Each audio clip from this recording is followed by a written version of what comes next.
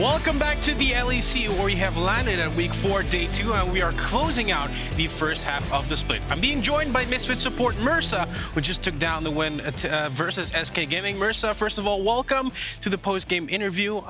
Before we start talking about what happened in the game versus SK, I want to touch a bit upon the game of yesterday versus Vitality, because that was, I would say, a very tough loss, especially how you played that level 1. Hello, first of all, thank you for having me. About yesterday's game, I mean, I feel like it was mostly draft issue. Even though we got ahead in bot lane, it didn't really matter. Like, Diana Yasuo is just too easy to execute. And their bans were too good as well. Yeah, because now looking at things you changed up today, I mean, you got the Diana Yasuo yourself. Yeah, and the bot lane didn't matter that much, right? Like, I had some deaths in the early game. Me and Aphelios, like, were low-key weak side this game. Not because, like, our champs are weaker than enemy bot lane, but because Volibear, like, pressured us too much. But in the end, it didn't matter. We had the Diana Yasuo, and that was really easy to execute. Mersa, with that win now versus SK Gaming, you close out the first half of the split with a 5-4 score. How are you feeling about that one? I mean, I'm happy to close it on a positive win ratio. Like, obviously 5-4 is not the best, but like we have many rookies, right? Me and Zlatan, and we are like a young team. So I believe like in our developing like our talent and growing. So the later the split goes, the better we will become. Yeah, because it's interesting you start talking about that development. I mean, you touch upon it yourself. You're still a bit green. You're still a rookie. Now, looking at your own performance of the first 4 weeks, how do you think you've evolved so far coming from week 1 to week 4? I'm not very satisfied with my individual performance yet, but I think I'm improving, not only in terms of like mechanics, in terms of communication as well, like where to be on the map and stuff. Our coaches like are helping me a lot. Like, shout out to Hiva. Yeah, he is like he has helped me a lot, and yeah, I'm really like excited for the future. But what are the things you're not really that happy about yet? Because you say, yeah, mechanics are getting there, but what are the things we don't necessarily see on stage? I'm not sure exactly. Probably like being more consistent. Like sometimes, yeah, I'm not sure what to like do in game, and like I end up in bad positions. So yeah. I really appreciate the honesty. And now I do wonder though, because another 4 weeks are coming up. What do you want to show then? I don't want to repeat the same mistakes. Yeah. Like, as I said, there were some deaths of mine where like I was alone, like caught. So yeah, I mean, like, be more consistent and don't repeat the same mistakes. Yeah, I hope to see more from you in the upcoming 4 weeks. Mersa, thank you very much for giving your insights. And we're going to head on over to the Analyst desk to get ourselves ready for that game between MAD Lions and Team BDS. Thank you very much, Koolein. Always excellent to hear such a young player have such a candid interview early on. It can always be a pretty intimidating thing, but Mersa seems to be a very honest, upfront guy. I love it. Excited to see what he can do in the weeks to come. But for now, MAD Lions and Team BDS are 2 teams that we have to focus on. They're playing next, and surprisingly, they're only 1 win apart from each other after a pretty up-and-down split for both these lineups. So BDS, obviously, a lot of their successes come against the teams which haven't had much success. This is a big hurdle, a big milestone for them to say actually they are willing to and able to push that just a little bit further. Well, for MAD, they had a 2-1 week at the very start of the split. Then they went 1-1, and then they've gone 1-1 again, and now they're currently 0-1. And expectations would be that if their trends continue, they are looking to get another win today. But MAD Lions have that consistent trend of actually being consistently inconsistent in their performances during the regular season. The analogy I used in PGL was it's kind of like being an awkward teenager where they're not exactly sure what they want to be yet. They're trying different things. They're not sure what they're set on yet. And we're just going to wait a little for them to settle into their groove. Figuring that out. Speaking of settling into a groove, we're going to assume that that was not what happened with Adam yesterday. Super rough early game in the top lane. Got absolutely blasted. For comparison, important note here. He got his first CS at 3 minutes and 41 seconds into the game. Janna Smite top, whose literal goal is to not CS, got a ward at 341, and that's just to kind of show you, that was in the LVP, how miserable this was of an experience for Adam? It was really bad. Like, there is no other way to describe it. This was just really bad play from Adam, and he was rightfully punished for it. And then Jankos made it even worse by pathing up towards top and just like, this is a game where like, you can't really take anything away from it because of like what happened so early on into the game, which is why I kind of want to just forget about it and then come into the week being like, okay, so we're all really excited for Cinkrof, and we're all really excited to see what it can do against another powerful jungler like Elyoya. But you look at both those players and you're like, oh, he's trying to get that level 1, very solo queue top laner mentality. We're like, yes, I can actually beat them off the wave level 1. Poppy turns up and like, this is awful now, I gotta run. And you just get forced off the wave. Yeah, and of course, you brought up the jungle matchup, so I want to shift our attention there before we look a little bit more about some of the draft things we've come to expect. So talking about this matchup, Elyoya versus Cinkrof, feels to me like these are the two rocks for their respective teams. Well, we talked about it yesterday that BDS does good, Cinkrof is doing well. And it feels like MAD Lions, especially in week 1, and we've certainly seen this in the other weeks as well, if Elyoya shows up, all of MAD are looking good. Well, I think the reality is that while MAD Lions has shown some inconsistencies in terms of their drafting, their execution, and like in many different ways, Elyoya is the cornerstone that you can usually count upon. Elyoya has had really impressive early games. I think that he matches up extremely well into pretty much any and all junglers, and I think that he's been really impressive with what he brings to the table. And I think Cinkrof can do a very similar thing in that like he's very proactive in the early game. We didn't really see a lot of him in the very first weeks, but overall, as the weeks have gone on, you can see more confidence being built, better synergy with his team, and in particular how he's been working with NUCLEARINT to leverage pressure to find things happen in the early game. It's the school of grabs, baby. School of grabs. Hey, working out well so far. But again, draft has been not everything, but just about. Mickey X called it 80% of the game right now. And MAD are drafting a lot of different stuff here, Vedi. Run us through this one. So there are some consistencies in that for a while they were going for things like the Viktor in the mid lane, making sure that Reeker had something comfortable. But you can see 3 different jungle champions, 3 different top champions, a lot of different support champions. Like, they've been trying a lot of different things, ranging from team fighting to skirmishing to snowballing to all these different strategies and approaches. And it's one of those things where how much experimentation is too much experimentation versus this is also very traditional MAD Lions, where they really see the regular season as a place for them to get better, and they want to leverage the things that they've practiced and then put them into practice on stage. So I wouldn't necessarily say I'm concerned about MAD Lions, but you can definitely see that they need to be mindful of this experimentation, that it doesn't hurt them in their chances of getting to playoffs. So that's true, but they found this formula for success last year, and a lot of that was actually, by the time they got to the playoffs, no one could out-team fight them. They were very aware of what roles they were performing in the game, and if it does take an extra couple of losses to be like, okay, all right, maybe having support on the Yuumi instead of someone with a bit more of a go button, maybe that's something that we don't go towards when the matches matter a little more. So I don't mind it for now, but again, there are safe limits. Yeah, and again, a loss here ties them up with BDS, and it makes the entire playoffs race that much messier. 2 teams would be tied at 4 and 5 if BDS are able to find this win. And for now, it's chaotic because it's 2 losses in a row for MAD Lions. So, Zeri.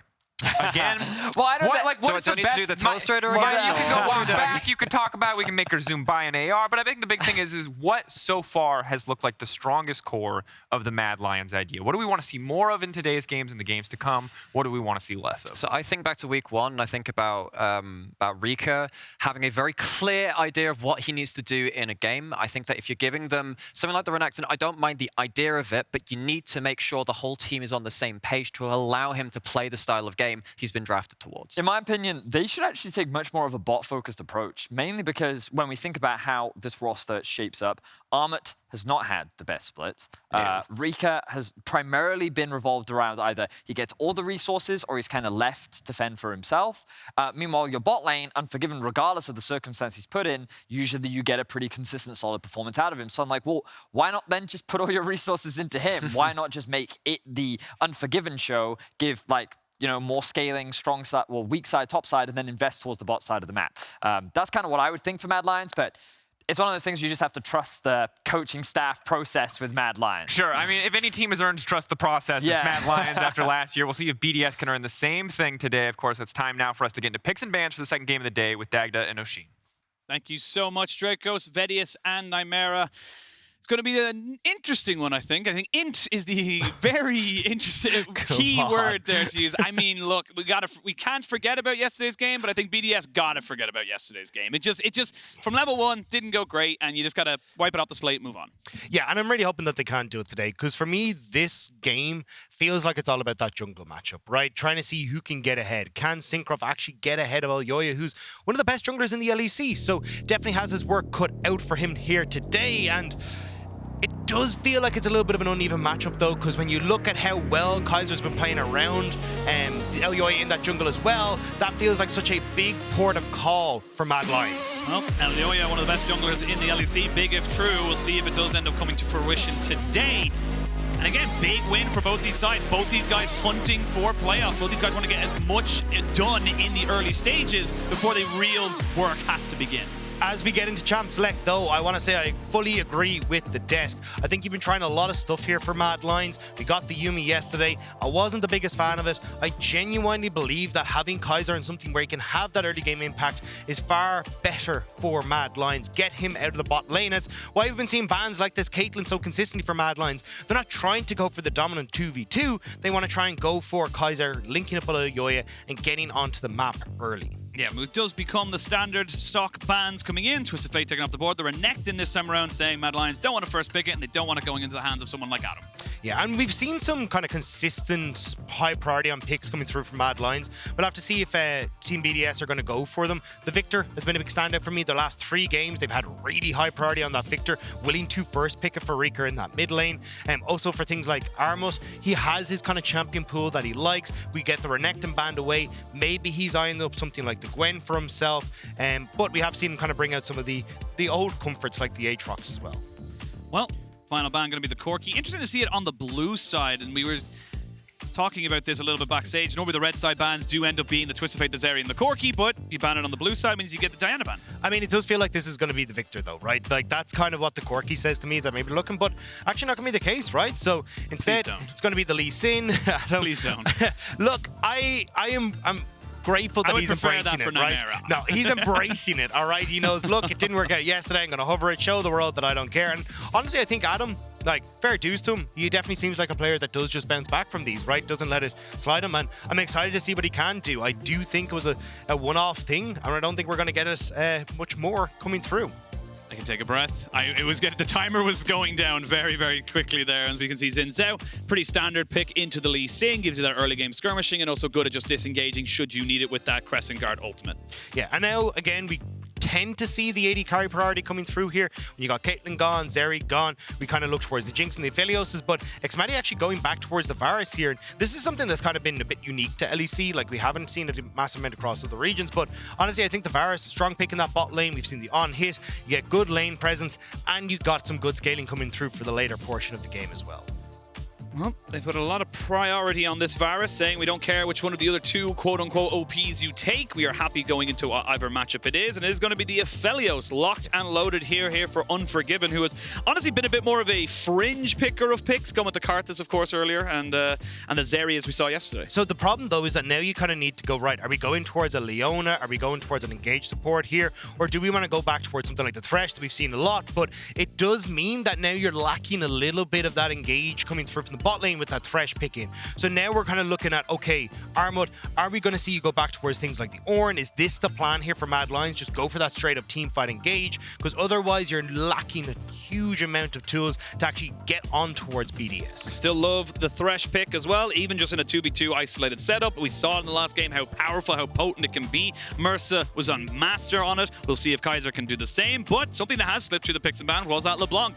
Yeah, I mean, LeBlanc going to be great here, right? Because honestly, if I'm BDS, I'm kind of looking at this going, right, we can have a composition where if you're going to have to go towards something like the Ornn, we can hold on towards something like a Gwen counter pick as our last pick here. You got a good matchup here for the LeBlanc where you can actually ban away things like the Vex, make sure she's going to be comfortable in the mid. You've got great 1-3-1. You've got the opportunity to look for picks coming through with the LeBlanc and the Zhao, causing nightmares for the Aphelios. Like, there's a lot of things here that BDS can do well, and especially against a short range AD carry like this Aphelios, things like the Gwen, the LeBlanc, the Xin Zhao can be a nightmare for him. And standard bans coming out now, as we can see the things that beat out the LeBlanc being banned away by the side of BDS. They take away the Vex and the Rise and the Nautilus. And I wouldn't be surprised maybe even to see the Rakan or the Leona last ban here for MAD Lions. Just again, trying to keep that Aphelios safe. Yeah, I feel like it'll be the Rakan ban. I think Leona is just slightly easier to deal with here. Especially because you've got a strong front line. You know, look for Xin Zhao who can engage and then follow up, but it's not actually going to be the case. So you're going to have your pick of both the Rakan and the Leona here for a limit if you want to go towards it. I need to see the support pick here though. Keeping that counter pick for top side is so important because you can just see exactly what MAD Lions are trying to go for. Exactly. There's no real reason for you to hide your support coming into the last pick. You know that it's a Thresh Aphelios bot side. You know roughly what you want to go for. Actually, you have the option of the Leona or the Rakan should they want to go for. Leona, right? And now you're looking across and MAD Lions going, cool. Armut, are you going back towards this Ornn? Are you going for engage? Or where's your engage coming from? Because it's really lacking right now. There's not a huge amount up and available for Reeker to try and be that tool. Like, Rise gone, the Twist of Fate off the board. There's just not a huge amount there, so it's going to rely on Armut. And yeah, that's the Ornn, which means you get the Gwen on the other side. We get the potential MC Hammer comp, but also the fact that you can actually like play through these side lanes incredibly well with the composition BDS have drafted. Well, it's going to be not the Ornn just yet. They're going to go with the Viktor instead. So Reeker getting a pretty safe pick in that mid lane. Plenty of damage, plenty of scaling and wave clear. And honestly, my favorite arcane character. That's just a fact that I have to put out there. They even banned the Jace. They know the lore is there. They can get rid of the other partner. Cool. Great show. It sounded just like leave it. I feel like I'm so done with it. It's just all over. Anyway, Armut doesn't go back towards the Ornn. That's actually a nice one because it means that, okay, you don't have to go toward... Well, actually, I say nice one. I'm actually not a big fan of it because you don't have engage. You can try and play out through side lanes. I think you've got a strong side lane tool here coming through from NUCLEARINT. You can play there and do reasonably well. You can look for picks in the jungle then. And you've got the opportunity for BDS here to still go towards a strong side laner. The Camille would work great here, right? Strong 1-3-1, phenomenal pick pressure as well. And if BDS can get rolling in this early game, get some deep vision in the enemy jungle, this composition becomes really difficult to deal with. But that is a big if, because MAD Lions are no pushovers. That is a big if, and you're looking at the side of MAD Lions. They have a lot of tools, a lot of ways of keeping you off of them, a lot of ways of disrupting you and just setting themselves up, because if they can keep you at arm's length, the Viktor, the Graves, the Aphelios, they will put out more damage. It's just a fact of the matter, and we'll see how both these teams want to come into this. I like that Adam is still going towards, like you mentioned, a much more aggressive topside pick in the Camille, and I like the fact that they're not shying away from the fact that, yes, yesterday happened, but today is a new day. This is a new game. Yeah, and it definitely feels like for BDS, you have the tools to be the aggressive ones in the early game, right? Xin Zhao better at the skirmishing in the early stages than Lee Sin. You've got tools you can play around with a strong mid jungle and NUCLEARINT, potential to play off of Adam, whereas it feels like for Elyoya, he's going to need to track Cinkrof and make sure he's getting these counter ganks off, because that's where you can try and be successful here for MAD Lions. Wait to see now. BDS obviously looking to put themselves a little bit further up the table than they currently are. Like we said, coming up to the halfway point of the season. This is where we start to put a little bit more pressure on these teams. We'll see how they're able to make it work.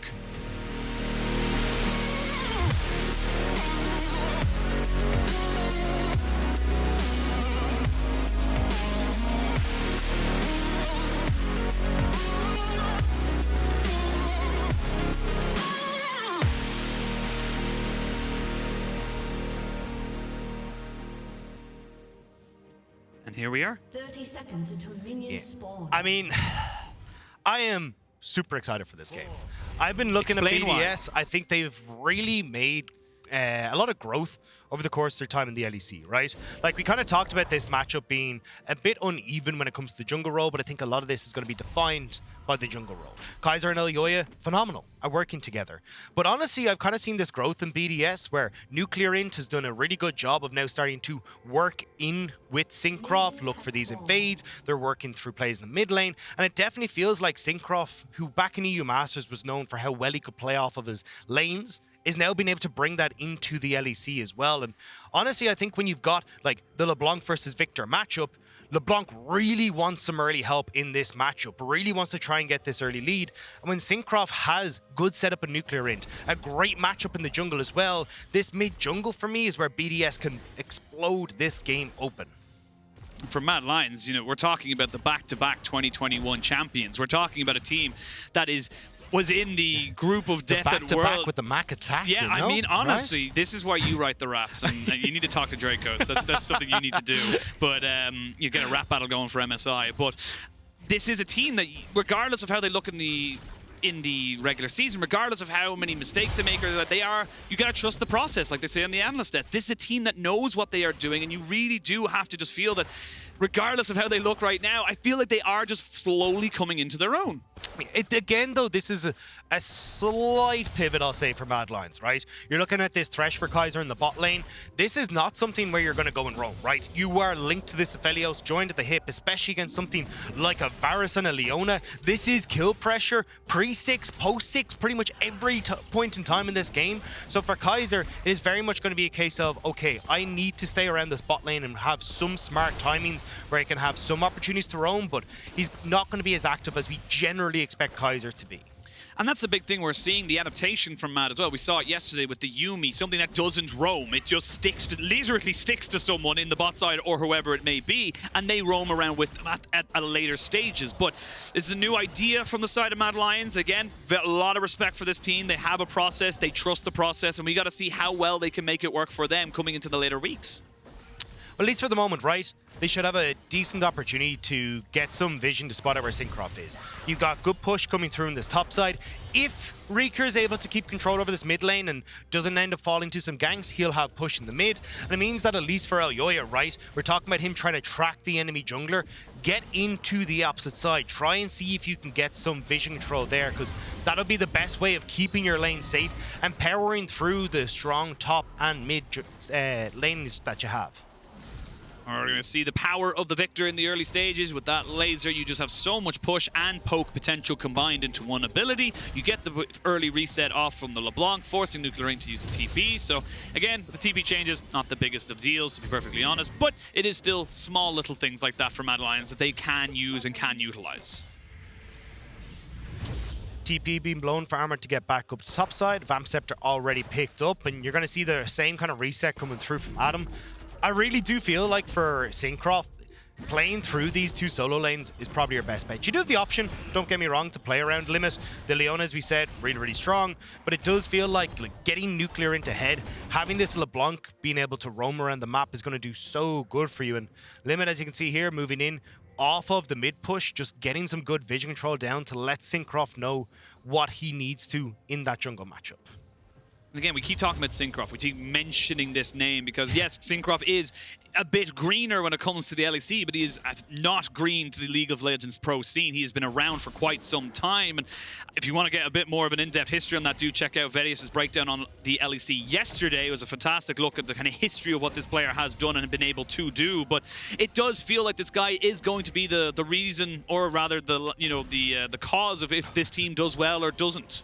I love this, though. Limit linking up with Cinkrof here, looking for the evades. Kaiser's read this. Kaiser's like, look, there's been too much activity on this bot side. Something's got to be going astray, and has linked up with Elyoya as well. But push in mid. This could be 3 members of BDS collapsing. Are hunting. You know that Kaiser's going to be here, and there is a little bit of a cheat from LeBlanc, so maybe they know something's up. They know there's no way the Thresh would not be in that bot side. They're going to try and find them, though. Elyoya now sees Limit, but he doesn't see Cinkrof, and immediately he backs away, says, nope, want nothing to do with that, but a hook does land. They're a bit separated as a 3v3 does come in. Cinkrof goes straight in on the audacious charge as Reeker flashes away, but they flash forward. You don't have the Glacial Augment, but they are going to have the Death Sentence, or excuse me, the Dark Passage, as they now get a first blood coming in now for the side of MAD Lions. They get 2. Elyoya, did you go too far? I think you did. It will be a 2-for-1 trade. MAD Lions, though, still very happy getting 2 kills. Brilliant response from MAD Lions. You end up moving on for giving up. He has that push in the bot side, and it means that you're able to turn that 3v3 into a 4v3. Now, xMatty will get some time on this bot side turret, but MAD Lions end up picking up more than enough off of a play that BDS tried to enact. And it was very... Oh, okay, Kaiser does miss out on the death sentence there, but it was very out of nowhere. It felt like MAD Lions recognized they could just go in onto it. Instead of just letting BDS say, look, yes, we lost the play, nothing really happens, they looked for the opportunity. And like you mentioned here, we can see in the replay, Elyoya and Kaiser say, no, we don't want anything to do with it. And then immediately look at the minimap, you can see the Aphelios roaming up. I think it's just such a good understanding from Elyoya about what BDS are trying to do, right? Because you know that, okay, only the Gromp can be up or the wolves have only just spawned. He did get a ward down to spot that, so he knew what Cinkrof's pathing was, and the whole time MAD were like, there is a potential invade. We know that Leona's already gone to place wards on our jungle because she just moved out from base, so we know that this is a potential that can happen, and it's just so smart for MAD Lions to read exactly what BDS were doing. It is going to be BDS, though, taking the first dragon of the game. It is only a cloud and will set us away. So it's actually an early setup here for potential soul for BDS. Next one's going to be an Infernal. Again, 7 minutes into the game, we haven't really much else to talk about apart from that little engage. But like I said, very smart League of Legends, using the information you have to figure out what the enemy is doing. And that's the thing that we said, right? It's like a lot of this is going to be on Elyoya trying to track Cinkrof, keep him in check, and might even have found him here. Oh, okay, one after the other. As we can see now, he actually gets caught by the chains of corruption. He even gets the knock-up. That was so nice from Cinkrof. Oh, Cinkrof, take a bow. That was beautiful, just as the Dark Passage goes through, waiting with that auto attack, and really nice roam from xMatty as well, right? Caught out Elyoya because he just didn't realize, hey, this Varus is coming up through the mid lane, now passing towards bot. He won't even miss out on any of the CS. And I will say that it was very unfortunate from Elyoya. He just unfortunately missed times when Cinkrof was going to go in on top of the Raptor camp, which means he was going to left in no man's land. But going to stop myself, because we do have a Hulk coming down here. Limit, just going to walk forward and die. I mean, there was nothing he could do, right? Like, he has no flash. He's not getting out of that. He's a level down as well. Just nice play from Kaiser and Unforgiven to punish that. And, I mean, it's just been so back and forth so far, right? Oh, you've got 3 kills coming through from MAD Lions, but it's been shared across the board. Elyoya has one, Reeker got one. Now we've got Unforgiven and Kaiser getting one for themselves as well. And set up pretty nicely, but we're going to get this repeat here coming through as unfortunate for Elyoya. Tries to go for the kick, but Cinkrof had gone for the Raptors, and the knock-up just beautiful there. I will say it was kind of sick from Elyoya just as he was going on the Dark Passage. He did get an auto attack off to steal the big chicken. So it was a little small thing. Unfortunately for him, he just traded for his life, so not really worth. But BDS still 1,000 gold behind. MAD Lions still looking for Elyoya to make plays, and it's going to be on Shelly. So one of the things, though, that we got to keep our eye on is this mid lane matchup, right? Because a lot of what we're seeing is movement coming through from the jungles and plays around these junglers. And the mid lane kind of is a big focal point in that regard. And NUCLEARINT has managed to pick up 2 kills for himself.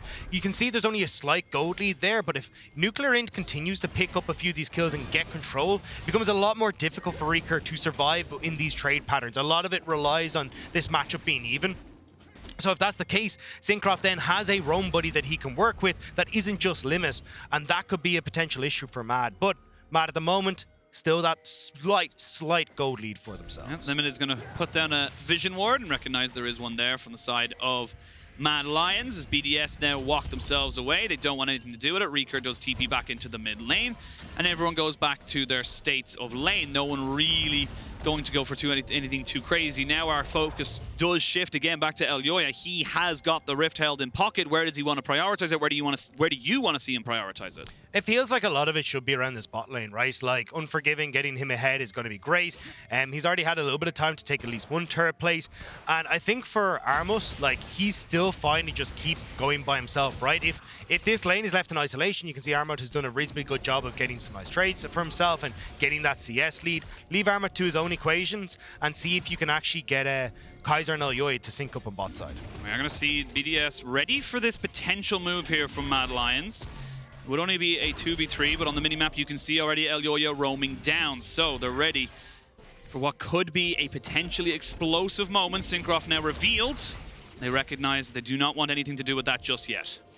Yeah, I'm curious to see what Unforgiven's build is going to be this game as well. It feels like a shield ball would really help him out in this situation. There's just so much burst damage that can come through, and when you've got a ton of pick and also the opportunity to lock you up with Adam being there and NUCLEARINT as well, I think just having that extra survivability could be really key here, but we'll have to see exactly what he decides to go with in the long run. And I'm loving this from MAD Lions as well. We're seeing constantly they're putting down vision. They're making sure that BDS do not catch them unawares. And it's similar to what we saw in the first play of the game as well. It's them having the information saying, we know where you're trying to go, what you're trying to do, and we're not going to allow it.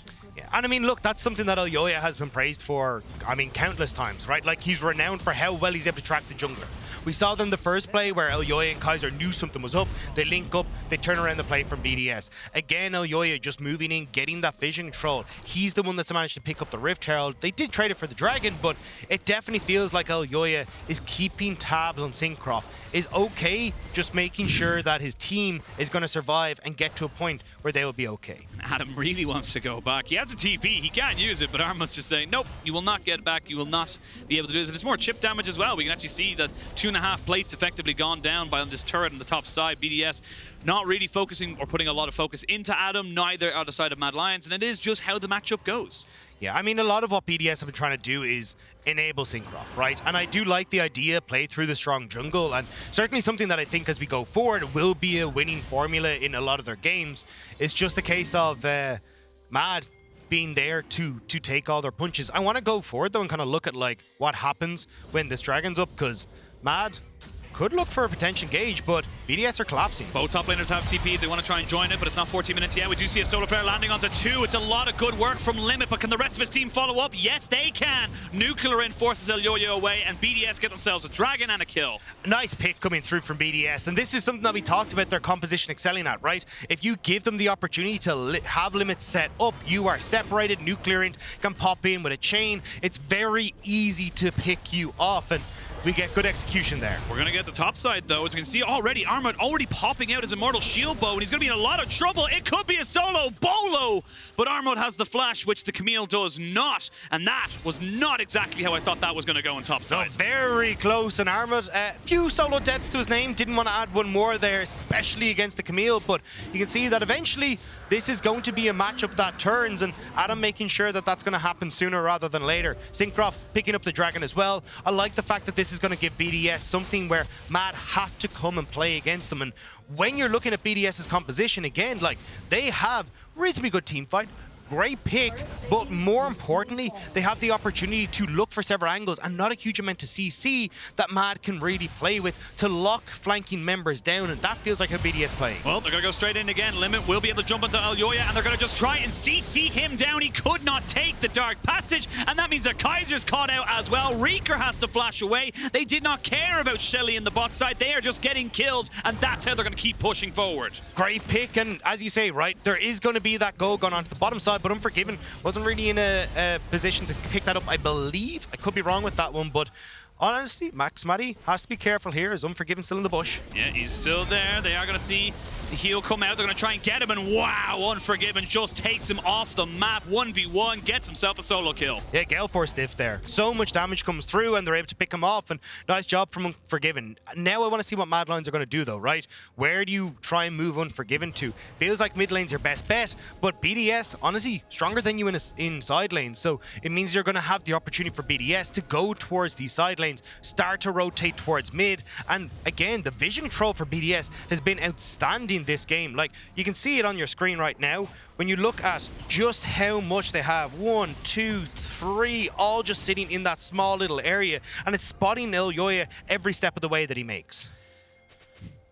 And again, we go back to that support jungle matchup. We look at how let's have a quick look as we hit 15 minutes of how these two sides are doing. It's 1-3-1 and a 0-2-3 versus a 2-1-3 and a 0-1-5. It's how we expected this matchup to go. If BDS want to get themselves advantages, it is with this duo. And this would be a statement game for BDS as well, right? Not an awful lot of people had faith in them coming into the league, right? You've got a lot of guys that are fresh to the LEC, not a huge amount of experience here, but we're seeing that BDS against the Mad Lions are giving them a run for their money. Definitely doing very well indeed. I will say it is good, of course, for Unforgiven. He's 2-0-2, very much on his way becoming that 200 years. However, you got to be careful. Does not get hit by the solar flare, but does get himself out alive. Unforgiven, very close to death, but not going down just yet. Great job from NUCLEARINT, though. Pops in, pops out, knows that Kaiser's hook is down, and that's the only thing that can really lock him up. So he's free to go for this, and managing to force them back. That'll be Rift Herald number 2 going to BDS as Reeker just going to be able to push in a side lane, but I mean, he's not really going to be able to get too much here. So wins for BDS, and again, if you start to take this towers out of the equation, get that deep vision, these picks only become more potent for BDS. I mean, the pick potential is just extraordinary. You look at this full lethality Varus, you look at the LeBlanc, both of them getting even a Q off on top of you or a distortion on top of a Q. It is going to 100-0 you. There is no other way about it. That's the potency of it. And for Mad Lions, it's about finding that solution. I want you to tell me, where do you expect them to find it? Yeah, that's the big one for me, is like, it feels like for Mad Lions, right? They don't really have the engage tools to look for picks, and you're relying on Elyoya denying vision and making plays off that way. Armut is in a reasonably good spot, but again, we've already seen Adam starting to be able to fight against them. It feels hard for Mad Lions in a lot of situations to see exactly how they try to play out this game. I will say it's a little bit unusual. Limit does have himself Shelly in the back pocket, so it's going to be on the support to make that one work for a team, but NUCLEARINT going to find himself with the Luden's Tempest going against the Leandri's Anguish, and is going to be pretty much a farm lane unless BDS decide they want to do something about it. I mean, trying to just bully Reeker off of this bot side. I don't even think they want to try and use the Rift Herald down here just yet, right? I think you just take this with NUCLEARINT, and then you can always, as NUCLEARINT disappears off the map, make this play mid and make sure that Unforgiven has to give up a spot, because he doesn't really have the wave clear either. So you end up getting the 2 for nothing essentially on BDS's side with just good map rotations. Very, very smartly played here from BDS as they maybe look to try and go for something. Cinkrof is actually going to walk away from Limit, who does get the Shield of Daybreak down. Nicely done there. No potential for a big play onto the support. I like what Mad Lions were trying to do there, right? It's like, look, we're going to lose bot. Let's try and make a play elsewhere. But unfortunately, not able to get there in time. Limit with a nice stun onto Elyoya, denies any sort of insect play. And now, reset coming through from NUCLEARINT. He's going to start moving in, and you can outnumber in this mid lane for BDS with 13 seconds on towards the Dragon as well. Mad need to try and find a pick before this starts off. And BDS have the Rift Herald. BDS can create that pressure in a wave. They can look for mid, they can throw it in bot, it doesn't matter. But it is going to be Cinkrof by himself for the moment, holding down the fort. Mad Lions not got the best of vision established just yet, but they're dropping down the pings. You got to be careful as well, because this poke is very powerful. Piercing arrows and the LeBlanc just pushing in and pushing out is going to be very annoying, just like that. So you got to be able to go for it. Chain of Corruption misses, but you've lost your flash on Armut. Yeah, I think for BDS, you just back away, right? You don't have to throw it in the Rift Herald. You've got Adam pushing in that top side, and you only giving over the first Dragon. So for BDS, good restraint here from them. They know how to play this. They can get 2 towers for a Dragon here. They can get 2 towers, and they might even have to give it up just yet. They know the Dragon has been started now, and they know that Armut is just kind of keeping everyone away. They're not even going to try and contest it. Exactly what you said. They're going to say, look, we're going to 2 tier 1s. We're going to trade that for the Dragon. That's what we gained from taking the 2-1s earlier. And now you just exit out to this top side. Hang on. Flash in. The Solar Flare comes down. They're going to try and make this one work. The TP right in the middle. And now Adam actually has to walk away. They don't quite have the damage. Limit is still ticking, but he's not going to go down. UA able to find Unforgiven as he gets jumped on straight away with the Hextech ultimatum, and he is down. Great hook on the Cinkrof, but he's not the target you want. Double kill for Adam, and it's fully on BDS now. And the desk said it at the start of the day. BDS, if they beat Mad Lions here, go 4 and 5, and NUCLEARINT wants to make it happen. He wants to make it fully work for them. Even another one for Adam. That's going to be 3 kills off this fight alone, and Armut's just trying to go for it. They're going to turn back. Adam goes golden to try and keep himself in relevancy for this one, but he's going to get shut down over the wall, and they're going to trade back 2 more kills. Mad Lions do salvage it just a bit. Just a small bit. The patience for BDS was so close, but some of that hungerness coming in and kind of ruining it a little bit at the end. Still, though, great play here, right? You get the top tower from Adam, you get the mid tower, and then this engage from Limit was fantastic. But you can see, right, Kaiser's hook goes wide, and there's nothing to lock up the members of BDS. Yes, this Chaos Storm is doing work. Adam gets to walk away freely, and as soon as Unforgiven takes that step too far forward, NUCLEARINT and Adam just leap on him, and this is why it's going to be really difficult for Unforgiven in these fights, because if he steps forward at all, there is so much on BDS that can shut him down. And the scary thing about that fight as well, you saw with Reeker, it was basically all his damage. It was the gravity field on top of the Chaos Storm. There was just so much he was able to do in that choke, and it still wasn't enough. That's the side of Mad Lions they need to have it happen a little bit more often, but BDS need to be careful of it as well. And that's the problem, is that BDS have so much non-committal damage, right? NUCLEARINT can kind of pop in, use his combo, hop back out. You've got poke from xMatty that can come through because he hasn't gone the on-hit build. He's gone for this poke build, so he's just free-firing from miles away, and I think it's a great adaptation from xMatty here, because he's gone, look, you guys don't have any way to close this gap, so we're just going to keep poking and prodding, and the second you try to go for this big engage, we've got Adam who can do so much, and I was kind of, I mean, you questioned me earlier on how I want to see Mad Lions play this game. This is why I was kind of struggling to answer. Like, there's so many answers on BDS's side to how Mad try and play. Now, BDS did lose tier 1, but NUCLEARINT is the target of Mad Lions as of right now. It is still a LeBlanc. Very, very unlikely that they get caught, and they hexing away. Yeah.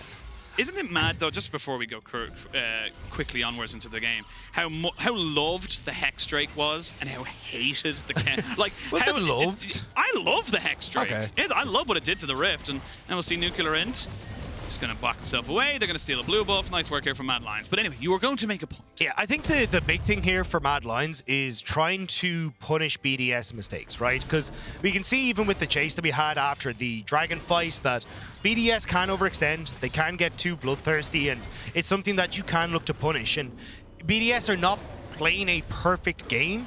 Maybe that's where Mad Lions can find moments to get picks, and it's something that they did really well against G2, and where they were able to find picks before, like the Herald fight, that snowballed the game back in their favor. We've seen that Mad Lions can pull off some miracle plays before. We just have to see if they can do it when their backs are against the wall, like at the moment. Well, backs against the wall, but it is still only a 500 gold lead here for the side of BDS. 2 dragons to 1. It is a Hex Rift, as we were just talking about. You have 2 items onto your Aphelios. It is equaled out by xMatty, and you are looking to get your second item onto your Viktor. However, the Shadow Flame on the LeBlanc is going to be very key to keeping you alive if you can avoid her. Yeah, I think the big one here is like seeing if BDS can actually try and get into the opposite jungle to get vision control, right?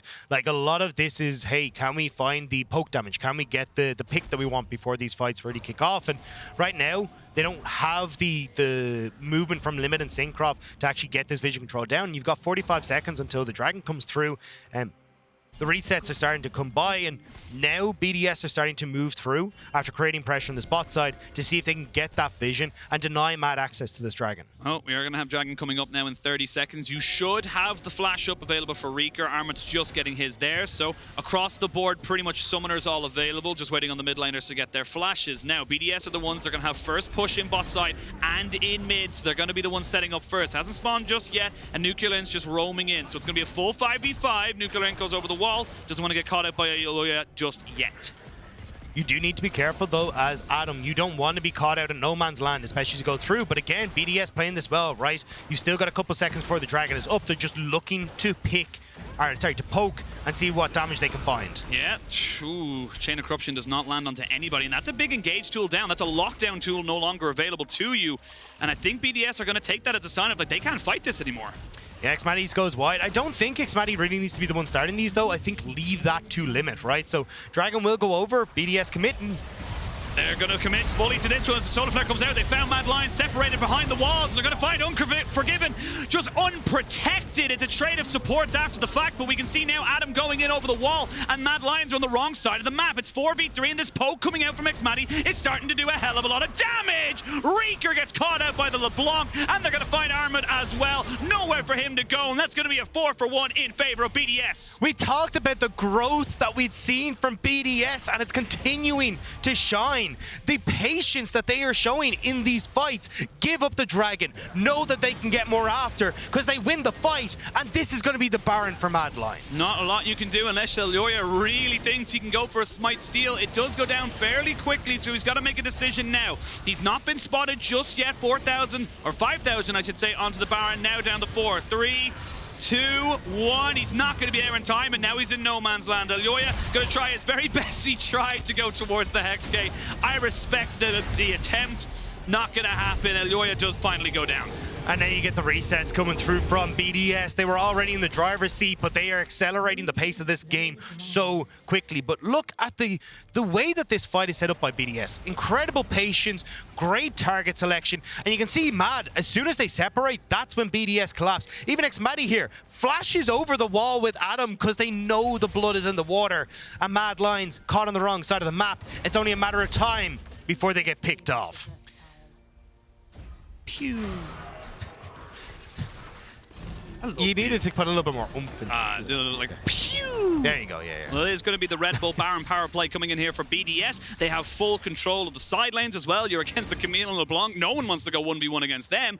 How do you got it again? Mad Lions, we're similar to like the last game. You're looking for something of a mistake. You're looking to try and get back into this. And I mean, maybe this Mad Lions curse isn't so real, right? With the 1-1s not coming through each week. I mean, not at the moment. We'll see now as we can maybe get Armut taken down. No, he just about survives, has his flash, and of course had the immortal shield bow. Does make him immortal in this particular instance, but while you've committed all 5 members of MAD to the top, you still have Adam splitting on bot. And there's no one who can actually deal with Adam. I mean, Death's Dance completed Divine Sunder. This 4-1 Camille has taken over.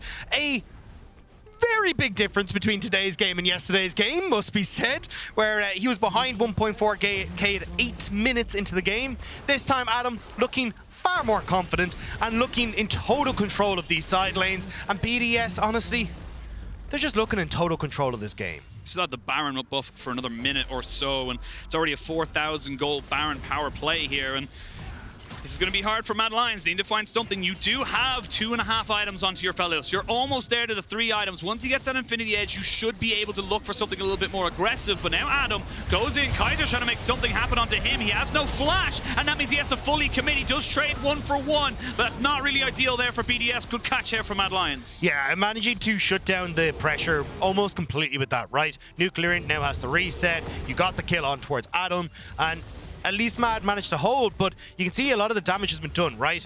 All outer towers are gone. It's only the inhibitor turrets remaining, and for MAD, when this comp is so short range, and now you're the potential for BDS to get total vision control, whether it's the dragon in a minute and a half, and look for those picks, it's going to make that really tough for Mad Lions to try and answer for the pressure that BDS have. And I don't like calling it the shopkeeper because it gets done a lot in how he wins games. I don't like the Void Staff really here for the Viktor as we come into a replay here. And this is just Adam, sadly, going just a little bit too ham. Yeah, Adam going way too far forward. Look, I get it. Go for it, see if you can get the kill, right? If it works out, it breaks open the game, that's it, done. And honestly, I don't think it's going to cause too much of an issue here. Again, as you can see, right, vision control once more established for BDS on this bot side jungle. Dragon is going to be up in 45 seconds, and you're just not going to be able to contest this because you don't know where BDS are hiding. Well, they don't know where they are, but they put down a hell of a lot of vision to try and check him out on that bot side. They recognize the dragon up in 30 seconds. In fair play to Mad Lions, they've gotten 2 out of the last 2, so they are not willing to give up the soul point just yet. And important to note, their base has not been broken. Yeah. Also, sorry, to come back to your point earlier on, I actually like the Void Staff just because you've gone for the Merc Threads, so you've got no magic pen at all that you'd usually get in the Viktor, so I like that he's got some. Cinkrof, though. Oh, you're going to see Cinkrof getting caught out just a little bit, and Elyoya puts him right back into the team. That Crescent Guard, though, doing so much, and Elyoya now getting jumped on himself with the Hextech Ultimatum. Adam getting him jumped straight back on top of him. That's the jungler dead. However, you still have an Aphelios, you still have a Viktor, and it's a trade of 1 for 1, but importantly for BDS, they still have their jungler. Yeah, the health bars are so low for Mad Lions. They got to back away. BDS going to be able to move over towards this, and 1-for-1 trade still in favor of BDS with this dragon going down. Adam takes his rightful place down in the spot side of the map to continue pushing, and again, like, this is the issue for Mad Lions, right? Little CC, little opportunity to find picks, whereas there's so much there on BDS, and that non-committal damage is doing work, but it's actually, ironically, Cinkrof making the commitment here that started this off for BDS. Could have gone a little bit better if there wasn't as many members of Mad Lions there, but I mean, as we said before, right? You've got so much here from BDS that these small errors just aren't able to be punished by Mad Lions because you don't have the CC to lock up these people. And this is why Zhao is so heavily prioritized. This ability to survive the Crescent Guard means you just have to be either in basically in melee range to do any sort of damage to him, and just doesn't really work out. I will say for the side of Mad Lions, not going to be too unhappy. A kill for a kill when you're behind in gold is still fine, but now you're on soul point here for BDS, and the side of BDS are now looking towards that dragon spawning in just under a minute's time limit. Take a bit of health off of him, and he'll back himself out. One of the saving graces for Mad here is Adam has no TP, so this defense actually becomes a little bit easier until that is up and available. So maybe BDS make that step too far, and this could be the point where Mad can try and make the pick, but you can see Adam has to stick with the team because he no longer has that opportunity to play side lanes with both teleports up for Mad. Well, 3 items finished up here for the Aphelios, but I gotta look on the other side. Rabadon's death cap for NUCLEARINT. If he finds Unforgiven, he will die. There is no if, buts, or maybes about that. You even have 4 items here for xMatty, getting those 4 lethality picks up, and he's gonna be pushing even more with those piercing arrows. Yeah. Oh! Big moment there, Solar Flare. They flash in with the Chain of Corruption. It's really trying to hard commit to this one. And Adam goes straight onto Unforgiven, but he's being kited back out. Unforgiven will fall eventually, but they get the LeBlanc, they get the Camille, and now it's a 4v3 in favor of MAD Lions. They reset it off, and it was just too far reaching for BDS. Triple kill for Reeker, and it's just going to be MAD Lions finding themselves back in the game. They committed so hard for Unforgiven when they really didn't need to. Reeker, still a big issue. Same when you look at Armut, and that's the mistake that MAD Lions needed to wait for. And now they can turn and get a Baron for themselves. Cinkrof still up and available though. Still can try to look for the smite. But this could come down to a flip. This could be a little bit of a flip coming in now here. They have vision on them. They've gotten the Q onto xMatty. I don't think MAD Lions want to just run this off on this one play. Chain of Corruption does come back up. They do get it straight down on top of them. Cinkrof, though, gets caught by the hook, and they're going to be able to put down so much damage. The Baron down so low. If they're going to try and maybe push in on top of them, they need to finish it or go for the kill. You need to go for one or the other. Neither jungler is in the pit, and they will end up going to MAD Lions. That was scrappy at best. Now, BDS have come back onto the map, though. NUCLEARINT TP's in. He's going to try and look for these kills. He's very low health bars, but he's got no resistance. The reinforcements, and the reinforcements have come all the way back in. What is happening? But it's still MAD Lions time and time again getting these kills. They're not going down. They're not dying. And Adam now has to run away. But Armut says no. Armut says he's going to try and take you out. What is this game? What is happening? It's just blowing open. BDS, they're trying so hard to punish MAD as they stay around with the Baron, but they're all over the place. It's a messy team fight, and MAD Lions are a team that is so good when it comes to these orchestrated fights that they just can't do it. And just like this MAD now, they've got the pressure. They've got all lanes pushing as well. They're going to be able to get so much off of this Baron power play, and from going from objective bounties at the Baron to now ahead by nearly 1,000 gold. How did that even happen?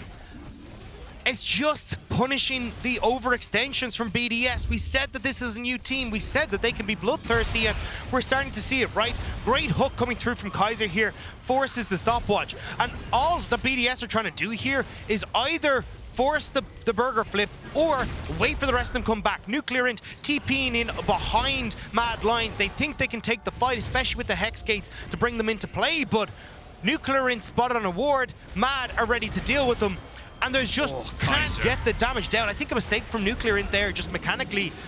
And when they come through here, right, look how separated MAD are. They're coming in from all different angles. Elyoya smacks out the Xin Zhao into Unforgiven. Armut's able to deal with enough damage. Adam is separated off the right-hand side. It's all over the place from BDS, whereas MAD are working in these small, concentrated groups that are all on the same page. The big thing as well, you look at the side of BDS, NUCLEARINT died almost immediately. Great flay, by the way, from Kaiser to stop the double damage from the distortion, but xMatty couldn't catch up. He couldn't follow his team, and that's no fault of his. He's a Varus. He wants to be staying at arm's length, and he just couldn't keep up with everybody. We are back into this though. 3 seconds until the Dragon. Looks like BDS are going, we're not interested in this, right? We've already seen that MAD Lions have been able to beat us once. We don't want to go for it again. Let's go back to the drawing board. Let's try and play towards where our strengths are. Moving off into these side lanes. You get the push from NUCLEARINT, but MAD, they're realizing, hey, if we have this LeBlanc on top side with no TP, let's try and use the remnants of this Baron buff to push in on the bot side. Well, Armut's going to do just that and push up with a lot of minions right now. You're going to need a hell of a lot of wave clear to get rid of these cannons as well. We're going to see the Chain of Corruption come out. They're going to try and catch out on the side of MAD Lions as BDS Adams goes straight in. He dies straight away. They do get low health bars, but the tower has now fallen. See now what NUCLEARINT can do, and he finds himself a pick, so it's a trade of 1 for 1. And now MAD Lions got to be so careful. They do not want to get caught together when a double distortion comes in from NUCLEARINT. They have to respect it. They have to back away. Again, though, we're seeing BDS go for these engages before they've got the poke in. You've got xMatty who can land that damage down. You have the damage from the LeBlanc, but NUCLEARINT who can pop over the wall very quickly and just get those quick bursts. And they're not using these tools anymore. Instead, they're trying to go for these big engages, and MAD are kiting back so effectively, but Reeker getting the zone control down from his W, Kaiser playing like a monster on these flays, and there's just nothing that BDS can do to follow up on Adam's dives. Let's talk about the big picture here as we come into the 35th or 36th minute of this game. Gold pretty much dead even. The Dragons 3 apiece. This could be the difference between MAD going into a 5-4 scoreline, bridging that gap between themselves and the top 4 teams, or BDS. And BDS keeping themselves in the playoff race. BDS need this win against another playoff contender, someone that they will want to try and take down in the standings. This is a huge moment for either of these teams. It could be something that we look back on when we hit playoffs of why you did, why you didn't. And such a confidence boost as well for a team like BDS. The end of the round robin, you managed to come in with that 4-5 scoreline. That could be so good, but the mistakes are there, right? We're seeing that inexperience coming into play. They're not using the fact that they've got that the poke. They're not playing those slow fights that we saw again, that patience that we saw in the early stages, and they're not really looking for picks. And now that they've lost control of the map, this type of comp can struggle to get it back, especially when MAD are playing so well around, hey, let's deny vision, let's start to group up away from where BDS are and make it so difficult for them to play things out. And the effectiveness of this Varus does fall off a little bit as we get later and later into the game. You will start to see the Aphelios get stronger and stronger and stronger, and the Viktor, we mentioned it at the top of the thing, as soon as we saw that Viktor pick, it was about how the late game scaling of this pick is masterful, it's monstrous. And now it's about MAD Lions pushing that forward, keeping themselves in the advantage. Resets are coming in though. 40 seconds until the Baron. This is going to be the fight that breaks open the game. So let's take a quick rundown, right? GA available for Lee Sin. The Zhonya's there as well for the Viktor. There is still a vulnerability for Unforgiven with no GA or stopwatch for himself. So that could be a potential play for BDS. Whereas you look across the opposite side, xMatty has his own stopwatch. And we'll have to see if Adam and NUCLEARINT can make the plays happen, get that synergy down that have been so sorely missing from the last few fights. Well, TP comes in there from Adam. He wants to be with his team as quick as possible. He has a GA himself, and MAD Lions are running towards that Baron pit. Baron spawning in about just under 5 seconds, excuse me. And now we're going to see how both these teams approach this objective. A minute 30 until the Dragon. That will be sole point for either of these sides. Remember, MAD Lions has gotten the last 3 Dragons back to back to back. Excuse me, they got 2 and then they missed 1. So they got 3 out of the last 4 to keep themselves available towards the sole point. And 3 Hex Dragons on their own is so much power for you as well. Oh, here we go. Cinkrof goes in. It's the junglers going on top of each other. But Elyoya, you're separated from your team. As we can see them finally get him out with the Dark Passage. He's ticking down. He loses his GA. Nothing was lost on the side of BDS, and the only summoner they lost on top of that was the Ignite. Slow and patient, though, from BDS. Adam. Oh, he thought about it. He didn't want to go straight into it, though, because he was by himself. NUCLEARINT is doing such a good job of creating problems on the side, though. Popping in over the wall means that MAD Lions can't follow up on Elyoya, so that's a big tool down now in the GA for Elyoya. He would have loved to have this up for either the Baron or the Dragon. I mean, both are there, and I think at the same time, you can't really trade the Baron for the Dragon. This is a permanent buff here, so both teams are going to try and fight for both. You either get the fight and you win, or you try and flip it. And it feels like you've got a ton of vision on the the top side here for MAD Lions. That's why they're trying to play towards top. It looks like they've already started the Baron. BDS here to spot us. They're going to go try and go for it. Here we go. Baron's already dead now, as we can see it coming into back to the line. It is going to be taken by MAD Lions. The TP is here from NUCLEARINT, but he's just too late to the party. Cinkrof does not have his Crescent Guard just yet. Reeker down the half health, and BDS have lost themselves the Baron. The resets can come in, though, as everyone's going to rush towards this Dragon Soul. Yeah, you've got the double TP for Armut and Reeker, though. They can back and TP in. BDS are being closed on both sides. Yeah, they're being pinched down. It's going to be Reeker on the backside of this when he's out by the blue buff. They know he's there now, though, with the Scryer's Bloom. This Dragon will go down so quickly. The permanent buff goes over to BDS, so you've traded MAD Lions. The Baron for the Dragon buff, as we can see there. The support has already gone down. No engage from Limit in this fight. BDS trying to run away with their one. They flash forward. xMatty will not be caught, and he he's kiting away. They're getting themselves out of here. They're looking to just try and keep putting this damage down. Mad Lions can't catch up. And this is the problem. We said no engage, so BDS,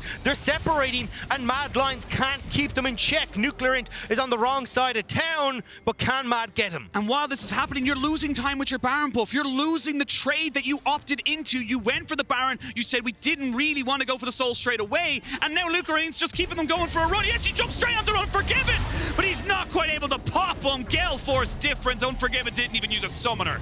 It's very close though, and unfortunately not able to pop him. Isn't able to take the kill, go for one. Probably could have got out in that situation, to be perfectly honest, but tries to make the play, and now Mad delayed on the Baron. They're only starting to come back out onto the map, but look at where the lanes are. xMatty's just managed to push in that top wave. Bot is sitting mid in river, and now they're grouping up in the mid lane to see if they can try and push this through. With NUCLEARINT gone, it makes it a lot easier for Mad Lions to siege, not having to worry about the LeBlanc coming in off the side from the dark. Well, they'll give over the red buff, and the base has been broken open a second time. This time around, they're going to try and get themselves onto this inhibitor. Again, you got to be careful with this AoE damage that comes out. They'll get one, is the mid lane going down, and the inhibitor, they're going to turn back down towards this bot side and maybe look for something. I think BDS are quite happy to wait until NUCLEARINT is here, and then they'll take to try and find their last stand. And now, as Mad reset, this game suddenly becomes so much easier for them. Bot inhibitor down, mid down, 2 pushing waves, and they can group as a unit onto the top side and deny the opportunity for BDS to look for picks, deny the opportunity for BDS to try and clear out these waves. And you're not going to find most moments here for BDS to try and look for picks, because it looks like Mad Lions have found them out now. Grouping up as a unit means that there's not really an opportunity for BDS to find those moments. I will say, with the Hex Soul, you do have a little bit more poke potency. There's full items here onto Armut. You have full items onto your Aphelios. You're 1 item away from a full build Reeker Viktor. On the other side, you've got full items on the Varus, nearly full items onto the Camille. We are looking at critical mass for both of these teams, and we can see NUCLEARINT is still fishing to try and find that moment. The problem though for BDS is, right, Adam can't try and play through side lane. He's got to reset now. Does get the wave nicely pushed out, which can buy some time for BDS to deal with this push from Mad. Mid going to be shoved out as well, but Mad are now combining that mid push with the top play, and BDS need to find some answer for the Mad Lions pressure. This is where it becomes more difficult though, because as you try and jump in on top of them, that's where the zone control from Kaiser and Reeker can be played. They got to make this poke land and make this poke stick. 43 minutes, and this game is as tight as it can possibly be. We do actually see the Hex States being used by NUCLEARINT. He does recognize that he might be able to find someone out, but again, super minions in bot, super minions in mid. Mad Lions don't need to go anywhere else except this top side, and like you said, stay as a 5-man. And they have a ton of vision on this top side as well, right? Absolutely nothing for BDS, so trying to move in there becomes so difficult. Armut though. No, the Solar Flare comes out, the Chain of Corruption as well. If they can get a little bit more damage onto him, Armut would be dead to keep himself safe, and I'm not going to say that was a real big investment from BDS, because those cooldowns are coming up very fast. Yeah, the Mikhail's Crucible need to be used by Kaiser there to keep Armut safe, and that was not an investment that they really wanted to go for. But I mean, BDS saving themselves here, controlling the waves, managing this defense reasonably well, and they just need to not. Oh, you face check, and Limit now forced to flash away. This Chaos Storm is still going strong. Can he keep himself alive? I don't think he can. The burn hits him down. That's your engage now falling off. You need to try and go for something here, BDS, otherwise you're going to die a death of 1,000 cuts. There's going to be the Chain of Corruption coming back out, but they've lost their final inhibitor turret. NUCLEARINT went back to the base. They get Armut's ult, or excuse me, not of ult, his Immortal Shield Bow out of him, and that means he's going to reset, but he has TP. Yeah, Limit not tanky enough to try and face check that, and Mad knew it. They hid in the bush, and now one last inhibitor for Mad. Poke from xMatty, TP coming back through from Armut. Mad, they want to try and end this. They can feel it clothing. They go in, Elyoya finds the kick, and they get the GA. That's going to be no damage for xMatty, and you can see Cinkrof using the Crescent Guard, but it's not enough. Mad Lions find the pick. Mad Lions delayed the game. Mad Lions are going into the second round wobbling with a 5-4 scoreline. It looked dicey, but Mad's team fighting once again comes out clutch. Adam manages to get one pick, but he needs to get away. Limit now playing safety for the top laner. The shots are coming through, but healing is there. It's there, and Unforgiven gets the pick off onto NUCLEARINT. There's nothing he can do. Another fantastic hook from Kaiser. Stops Adam from doing anything. Limit comes up just to die. And at the end of it all, MAD Lions will take themselves the win, and MAD Lions will get themselves to the top of the playoffs. Race. That's the word I meant to say at the end. It is not an easy win for MAD Lions, but they will take it. Hard fought, big smile on Reeker's face there in the mid lane. But my word, did BDS push them to their limits in this game. And that's fantastic for MAD Lions. We talked about the momentum, how you want to be going into this, second round robin as high up the standings as you can. And for BDS, it's heartbreak. You're now down back on the bottom end of the standings. You don't really want to be standing there for too long because you're going to miss out on the boat. Yeah, and I mean, look, at least for BDS fans out there, right? Like, this was a very strong game, right? Going up against MAD Lions, the guys who won Spring, who won Summer as well. That was a statement game for them. Well, let us know what you think of key player of the game at LEC on Twitter, Reeker, Unforgiven, and Kaiser. It could really go to any single one of them. That was a team effort. I'd nearly even put Elyoya on there as an honorable mention because he found the kick right at the end. I'm going Kaiser. That's my one. Of course you would. Of course you would. It was sick. His plays were on All of point. them were. His I CC was said nuts. everybody. Yeah. We literally just added the other two people on the 5. But we are going to send it to a break, and after that, we will hear from MAD Lions, Kaiser on that win, and Nymaera will be breaking down how they made this comeback happen.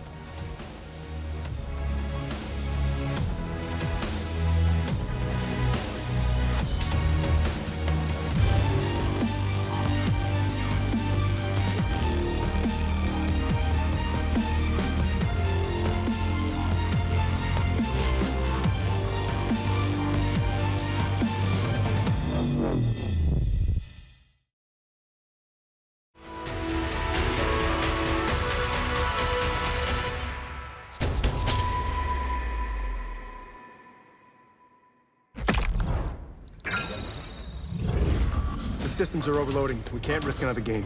We need to take a break and regroup. We're starting to lose our mind. Captain, we cannot go back to Elo Hell. Last time it took us months to get out of it. Initiate break protocol. Hurry up!